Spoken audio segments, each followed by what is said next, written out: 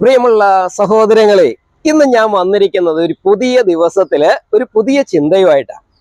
നമുക്ക് പലരെയും കറക്റ്റ് ചെയ്യണമെന്ന് തോന്നാറില്ലേ? മാതാപിതാക്കൾക്ക് മക്കളെ കറക്റ്റ് ചെയ്യണമെന്ന് തോന്നും, ഭർത്താവിന് ഭാര്യയെ കറക്റ്റ് ചെയ്യണമെന്ന് തോന്നും, അങ്ങനെ ടീച്ചർമാർക്ക് കുട്ടികളെ കറക്റ്റ് ചെയ്യണമെന്ന് തോന്നും. ഉദാഹരണം പറഞ്ഞാൽ, കുട്ടികൾ ഒത്തിരി മൊബൈൽ ഉപയോഗിക്കുന്നു, മാതാപിതാക്കൾ കറക്റ്റ് ചെയ്യാൻ ആഗ്രഹിക്കാറില്ലേ? കുട്ടികൾ പഠിക്കുന്നില്ല, കറക്റ്റ് ചെയ്യാൻ ആഗ്രഹിക്കാറില്ലേ? പക്ഷേ ഈ കറക്ഷൻ നടക്കണമെങ്കിൽ അവരുമായിട്ട് ആദ്യം ഉണ്ടാക്കേണ്ടത് നല്ല കണക്ഷനാണ്. അവരുമായിട്ട് ഇമോഷണൽ ഇൻറ്റിമസി ഉണ്ടാക്കിയാൽ കറക്ഷൻ അവർ സ്വീകരിക്കുന്നേ. ഇമോഷണൽ ഇൻറ്റിമസി ഉണ്ടാക്കാൻ എന്ത് ചെയ്യണം? അവരുമായിട്ട് കമ്മ്യൂണിക്കേറ്റ് ചെയ്യണം, അവരെ കേൾക്കണം. ഒരു 10 മിനിറ്റ് നേരം വ്യക്തിപരമായി സംസാരിക്കാൻ നമ്മുടെ കുഞ്ഞുങ്ങളുടെ കൂടെ നിങ്ങൾ സമയം ചെലവഴിക്കണം.